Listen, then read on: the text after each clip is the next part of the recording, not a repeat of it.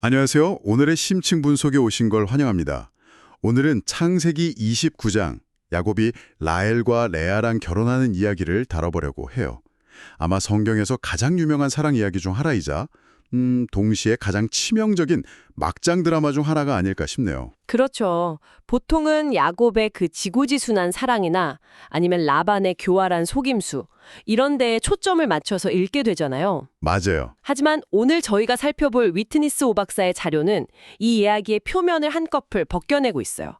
그 안에 숨겨진 고대의 법적, 경제적 현실과 아주 깊은 신학적 통찰을 끄집어내고 있습니다. 네, 그래서 오늘 저희의 목표는 이걸로 한번 잡아봤어요. 야곱이 치른 14년의 노동이 과연 그냥 사랑의 수고였을까? 아니면 냉혹한 계약의 대가였을까? 그리고 낭평에게 철저히 외면당했던 여인, 레아의 그 깊은 상처가 어떻게 인류 구원의 역사를 여는 열쇠가 될 수 있었을까?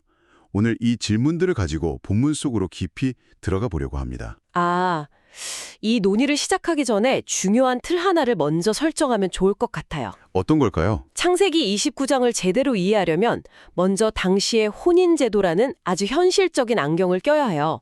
야곱의 열정적인 사랑, 라반의 속임수, 레아의 고통, 이 모든 게 결국 이 구체적인 사회 시스템 안에서 벌어진 일이거든요. 이 배경을 알아야 각 인물의 행동이 비로소 입체적으로 보이기 시작해요. 좋은 지적이네요. 그럼 그 현실적인 틀, 고대 근동의 혼인제도부터 한번 파헤쳐보죠. 성경을 보면 야곱이 라헬을 너무 사랑해서 7년을 며칠처럼 여겼다고 하잖아요. 저도 항상 이 구절을 정말 낭만적이라고만 생각했는데 자료에서는 이게 단순한 사랑의 표현이 아니었다고 분석하더라고요. 이건 무슨 의미인가요? 바로 고대 근동의 공식적인 혼인 관습, 모할이라는 개념 때문이에요. 모할이요? 네, 이걸 종종 신부값이라고 번역해서 마치 신부를 돈으로 사고 파는 것처럼 오해하기 쉬운데요. 사실은 그보다 훨씬 복잡하고 중요한 의미를 가져요.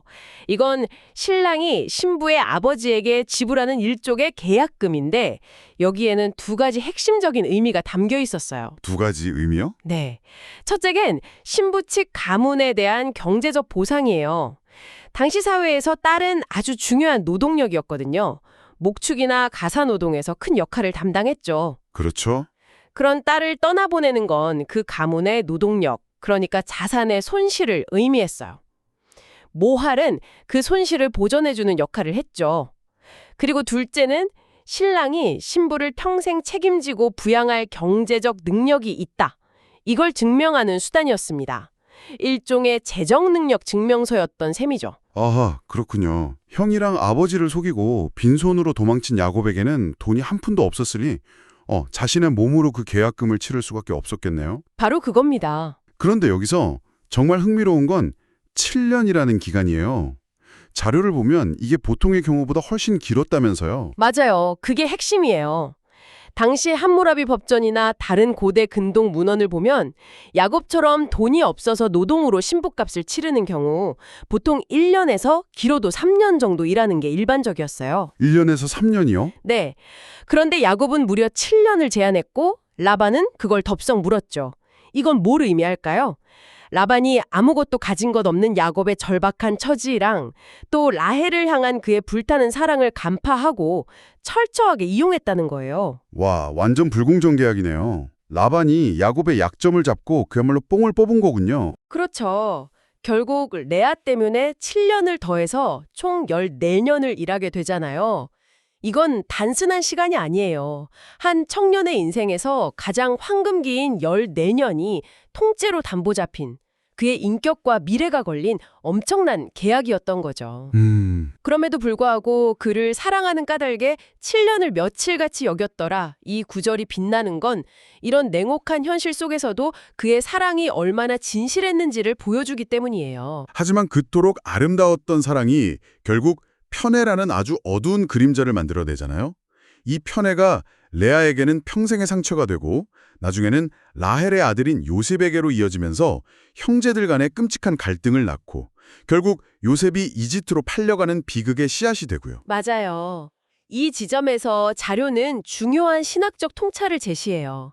아브라함 가문부터 한번 보세요. 사라와 하갈의 갈등, 이삭의 아들 에서와 야곱의 갈등, 그리고 야곱의 아들들 사이의 갈등까지 하나님의 위대한 선택을 받은 족장들의 이야기인데도 그 안에는 인간의 죄성, 특히 편애와 시기, 질투라는 문제가 계속해서 반복되고 대물림돼요. 아, 그렇네요. 하나님의 주권적인 역사 속에서도 인간 본성의 어두움이 얼마나 끈질기게 작동하는지를 아주 적나라하게 보여주는 거죠. 자, 그럼 이제 이야기의 클라이맥스로 가보죠. 7년의 노동이 끝나고 드디어 결혼식 날밤이 됐어요. 그런데 아침에 눈을 떠보니 옆에 있는 건 레아가 아니라 레아였죠. 이건 정말 역사에 남을 사기극인데 라반은 대체 어떻게 이런 일을 벌일 수 있었을까요? 당시에는 이게 가능한 일이었나요? 여기서 우리는 고대 근동의 혼인잔치가 갖는 법적인 무게를 이해해야 합니다. 자료에 따르면 이 잔치는 그냥 결혼 축하 파티가 아니었어요. 파티가 아니었다고요? 네, 보통 7일간 이어지는 이 잔치는 온 마을 공동체가 증인이 되어서 이 결혼을 누구도 되돌릴 수 없는 공적인 현실로 확정하는 아주 중요한 법적 절차였어요. 아, 그러니까 잔치가 시작되면 이미 법적인 효력이 발생하기 시작하는 거군요. 정확해요. 7일이라는 기간은 완전함 또는 완결을 상징하는 시간이기도 했고요. 잔치 기간 동안 신랑과 신부는 공식적인 부부로 인정받는 거예요. 야곱이 아침에 일어나서 속았다는 걸 깨달았을 때 그는 물론 분노하고 항의했죠. 하지만 법적으로는 이미 게임이 끝난 상태였어요.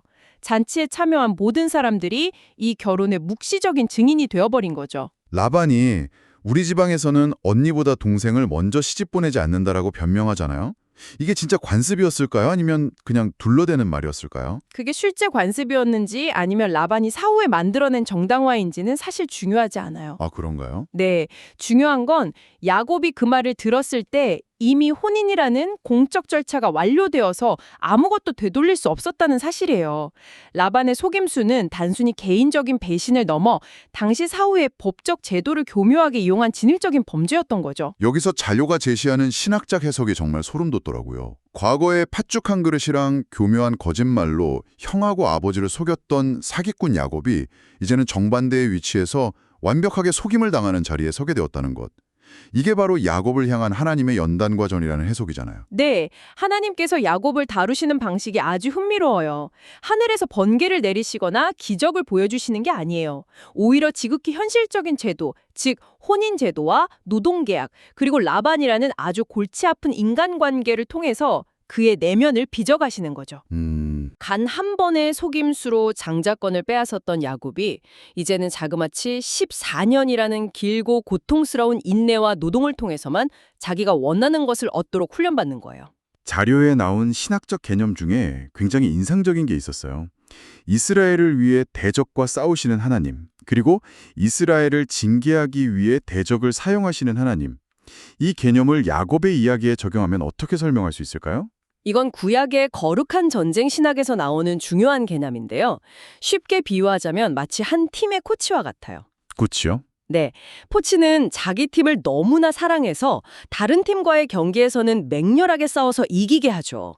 이게 For Israel의 모습이에요. 하지만 자기 팀 선수들이 나태해지거나 규칙을 어기면 어떻게 하죠? 훈련을 시키겠죠. 아주 혹독한 체력 훈련, 즉 선수들에게는 적과 같은 훈련을 시켜서 정신을 차리게 만들잖아요. 이게 Against Israel Through Enemies의 원리예요. 와, 비유가 정말 귀에 쏙 들어오네요. 하나님께서도 마찬가지예요. 당신의 백성 이스라엘이 우상숭배에 빠졌을 때 외부의 적인 아수르나 바벨론이라는 제국을 징계의 막대기로 사용해서 이스라엘 내부의 죄를 다루셨어요. 이와 똑같이 하나님께서는 라반이라는 외부의 갈등 요소를 통해서 야곱 내면에 깊이 뿌리 박혀 있던 교활함과 이기심이라는 문제를 정면으로 다루고 계신다고 해석할 수 있는 거죠. 정말 깊이 있는 해석이네요. 자, 지금까지 야곱과 라반의 갈등을 중심으로 이야기를 풀어봤는데 사실 이 모든 사건의 가장 큰 피해자는 따로 있잖아요. 바로 레아죠. 이제 이야기의 초점을 레아에게로 한번 옮겨봤으면 해요. 네, 레아의 이야기는 이 본문의 백미라고 할 수 있어요. 한번 상상해 보세요. 아버지의 계략에 동원되어서 사랑하지도 않는 남자와 결혼했어요. 그리고 그 남편은 평생 자신을 투명인간 취급하죠. 고대 가부장 사회에서 남편의 사랑을 받지 못한다는 건 그냥 감정적인 문제를 넘어서 여성으로서의 존재 가치 자체를 부정당하는 실존적인 고통이었어요. 그야말로 칠흑 같은 어둠 속에 갇힌 심정이었을 것 같아요. 바로 그 지점, 인간적인 소망이 완전히 끊어진 그 자리에서 하나님의 역설적인 개입이 시작돼요. 창세기 29장 31절 말씀이 정말 중요해요. 여호와께서 레아가 사랑받지 못함을 보시고 그의 태를 여셨으나 라헬은 자녀가 없었더라.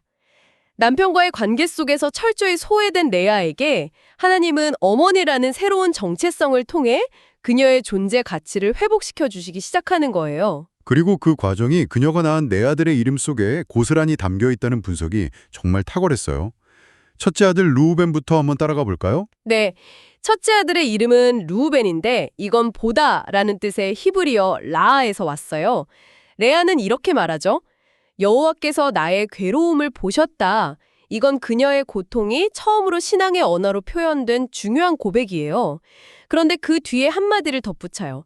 이제는 내 남편이 나를 사랑하리로다. 아직은 조건이 붙어 있군요. 하나님을 남편의 사랑을 얻기 위한 수단으로 생각하는 단계네요. 맞아요. 둘째 아들 이름은 시므온이에요.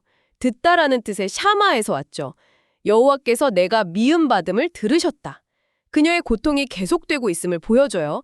보시는 하나님에서 들으시는 하나님으로 하나님과의 관계가 조금 더 깊어진 걸 볼 수 있죠. 하지만 여전히 그녀의 시선은 남편에게 고정되어 있어요. 셋째 아들 레위의 이름에서는 그 기대가 더 노골적으로 드러나는 것 같아요. 그렇죠. 레위는 연합하다는 뜻의 라와가 어원이에요. 레아는 내가 그에게 새 아들을 낳았으니 내 남편이 지금부터 나와 연합하리로다 라고 말해요. 새 아들이나 낳아줬으니 이제는 남편이 자신과 한 팀이 되어줄 거라는 뭐랄까 거의 절규에 가까운 기대를 품고 있는 거죠. 그녀의 신앙은 여전히 남편과의 관계 회복이라는 목표에 묶여 있어요. 그리고 마침내 넷째 아들 유다가 태어납니다. 여기서 정말 극적인 반전이 일어나죠. 네, 바로 이 순간이에요. 넷째 아들의 이름은 유다인데 찬송하다, 감사하다는 뜻의 야다에서 왔어요. 그리고 레아는 이렇게 고백해요. 내가 이제는 여호와를 찬송하리로다. 한번 비교해 보세요. 이전 세 아들의 이름 뒤에는 항상 남편에 대한 기대가 따라붙었는데 이번에는 그게 완전히 사라졌어요. 이제는 남편이 나를 사랑하겠지라는 조건이 없어진 거네요? 바로 그거예요. 이건 그녀의 상처가 다 치유되어서가 아니에요. 상처는 여전히 그 자리에 있을 수 있어요. 하지만 그 상처가 더 이상 그녀의 신앙을 좌지우지하는 기준이 되지 않게 된 거예요. 남편의 인정이라는 외부 조건이 아니라 하나님 존재 자체만으로 찬양하고 감사하게 된 신앙의 대전환, 영적 성숙의 순간인 거죠. 그리고 바로 이 유다라는 이름에서 구속사의 거대한 흐름이 폭발적으로 터져나온다는 게 정말 전율이 느껴지는 부분이에요. 맞습니다. 이스라엘 역사상 가장 위대한 왕인 다윗, 그리고 온 인류의 구원자이신 예수 그리스도의 계보가 누구에게서 나오나요? 모두가 사랑했던 라헬이 아니라 평생 남편에게 버림받고 고통 속에 살았던 레아의 넷째 아들, 이 유다를 통해서 이어진다는 사실. 이것이야말로 인간의 가장 깊은 상처와 아픔을 들어서 당신은 위대한 구원 역사를 이루어 가시는 하나님의 놀랍고도 기막힌 은혜와 주권을 보여주는 가장 강력한 증거라고 자료는 분석하고 있어요. 와, 정말 놀랍네요. 자료는 이 레아의 이야기를 오늘날 우리 신앙인들이 겪는 상처의 문제로 자연스럽게 연결하면서 마무리하고 있어요. 특히 내적 치유 사역에 대해 아주 균형 잡힌 관점을 제시하는 부분이 굉장히 인상 깊었어요. 네, 그 부분은 정말 중요해요. 자료는 교회가 상처 입은 영혼들을 돌보는 병원선과 같아야 한다고 강조해요. 치열한 세상 속에서 상처 입은 사람들이 와서 위로받고 치유받는 곳, 그게 교회의 본질적인 역할 중 하나니까요. 내적 치유 사역은 그래서 정말 필요하고 중요해요. 하지만 동시에 아주 날카로운 질문을 하나 던져요. 그렇다면 신자는 평생 환자의 정체성에만 머물러야 하는가? 그 질문이 핵심이군요. 상처받은 사람으로만 자신을 정의한다면 결코 앞으로 나아갈 수 없다는 의미네요. 언젠가는 그 상처를 딛고 일어서는 영적인 성숙이 필요하다는 거고요. 맞아요. 생각해보면 불우한 환경에서 자랐다고 해서 모든 사람이 다 불행한 삶을 사는 건 아니잖아요. 어떤 사람에게 상처는 평생의 발목을 잡는 장애물이 되지만 또 다른 어떤 사람에게는 오히려 그 상처를 극복하는 과정에서 얻은 힘으로 다른 사람들을 돕고 사회에 위대한 공헌을 하는 동력이 되기도 하거든요. 자료에서는 그 최고의 모델로 상처 입은 치유자이신 예수 그리스도를 제시하죠. 네. 예수님은 십자가에서 인류가 겪을 수 있는 모든 배신과 거절, 육체적 고통이라는 가장 깊은 상처를 받으셨어요. 하지만 바로 그 상처, 그분의 찢기신 몸과 흘리신 피를 통해 온 인류를 치유하는 능력이 흘러나왔죠. 이처럼 우리의 상처 역시 다른 사람을 공격하고 무너뜨리는 무기가 아니라 오히려 비슷한 아픔을 겪는 다른 사람들을 더 깊이 이해하고 섬기는 통로가 될 수 있다는 놀라운 통찰을 주는 거예요. 오늘 이 깊이 있는 분석을 함께 해주신 청취자 여러분께 마지막으로 생각해볼 질문을 하나 던지며 마무리하고 싶어요. 자료에서 보여주었듯이 같은 상처와 열악한 환경 앞에서도 사람들의 반응은 두 갈래로 나뉩니다. 어떤 이에게는 절망의 씨앗이 되고 어떤 이에게는 위대한 공헌의 동력이 되죠. 우리 각자의 삶에도 크고 작은 레아의 순간들, 즉 거절당하고 소외되고 아팠던 경험들이 분명 있을 거예요. 지금 당신은 그 순간들을 어떻게 해석하고 있나요? 그것이 당신의 발목을 잡는 돌부리가 되고 있나요? 아니면 당신만의 유다, 즉 어떤 조건도 없이 하나님을 찬양하게 만드는 이유가 되고 있나요?